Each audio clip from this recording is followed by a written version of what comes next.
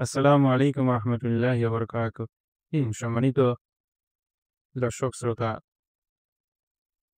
শুভেচ্ছা নেবেন। বর্তমানে চাঞ্চল্যকর একটি ঘটনা ঘটে গেছে। সেটা হলো মুফতি আমির হামজা সাহেব সাংবাদিকদের প্রশংসা করতে গিয়ে অতিরঞ্জিত করে ফেলেছেন। নবীগণের সঙ্গে তুলনা দিয়েছেন, নবীদের সঙ্গে তুলনা দিয়েছেন। তিনি বলেছেন, সাংবাদিকরা নবীদের কাজ করে। নবীগণ যেমন সংবাদ বাহক, সাংবাদিকরাও এরকম সংবাদ বাহক।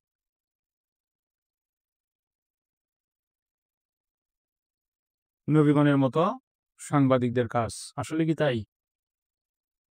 নবী শব্দের অর্থ কি? শুধু কি সংবাদ বাহক?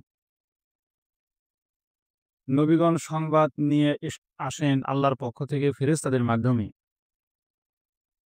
সেখানে কোনো ত্রুটি বিচ্যুতির কোনো সম্ভাবনা নেই। সম্পূর্ণ পুত পবিত্র সংবাদ মানুষের কাছে পৌঁছে দেন। কিসের সংবাদ? গায়েবের সংবাদ। শুধু কি পৌঁছে দেন নাকি সেগুলো শিক্ষাও দেন? শুধু কি সংবাদ পৌঁছান নাকি সেই সংবাদের ভিতরে যে সতর্কতা আছে, সতর্ক বাণী আছে সেগুলো কিভাবে মেনে চলতে হবে, বিপদ থেকে কিভাবে বাঁচতে হবে, পুরস্কার কিভাবে পাইতে হবে, সুসংবাদ কিভাবে লাভ করতে হবে, সৌভাগ্যবান কিভাবে হতে হবে সেই সম্পর্কেও শিক্ষা দিয়ে থাকেন নবীগণ। এজন্য আল্লাহ বলেছেন যে, আমি আমার নবীকে, আখেরি নবীকে সবার পৃথিবীবাসীর জন্য শিক্ষক রূপে আমি প্রেরণ করেছি। সাংবাদিকরা কি শিক্ষক? সাংবাদিকরা বিভিন্ন দলের টাকা খেয়ে সংবাদকে উল্টাপাল্টা, তথ্যকে উল্টাপাল্টা এদিক সেদিক করে নিজ সেই তারা যেই দলের হয়ে কাজ করে সেই দলের স্বার্থ রক্ষার্থে বিভিন্ন সংবাদের ভিতরে বিভিন্ন মিশ্রণ ঘটায়। সত্যকে মিথ্যা হিসেবে তুলে ধরে, মিথ্যাকে সত্য হিসেবে তুলে ধরে। এটা সাংবাদিকদের চিরাচরিত স্বভাব। কিন্তু কোনো একজন নবীকে কি দেখেছেন যে আল্লাহর পক্ষ থেকে যে গায়বী সংবাদ, যে ঐশী বাণী, যে হেদায়েতের বাণী, যে শিক্ষা, চরিত্র সংশোধনের শিক্ষা, এখানে কোনো কিরকাল কোনো ত্রুটি বিচ্যুতি করেছে? কক্ষনো না। কোনো মিথ্যার সংমিশ্রণ ঘটিয়েছে? কক্ষনো না। তাহলে এইভাবে কারো প্রশংসা করতে গিয়ে নবী রাসূলগণের শামিল করা, এটি একটি দূরদর্শিতার অভাব, জ্ঞানের অভাব, আ একজন দায়িত্বহীনতার পরিচয়। আমির হামজা সাহেব তিনি বক্তব্যটা দেওয়ার পরে তার বক্তব্য তিনি প্রত্যাহার করেছেন, ভুল স্বীকার করেছেন। এটি ভালো।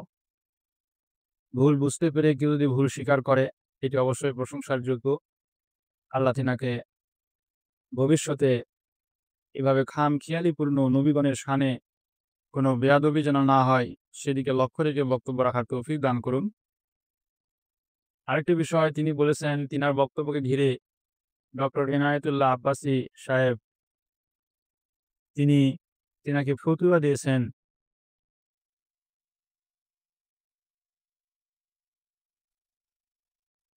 কাফের কাফের ফতুয়া দিয়েছেন।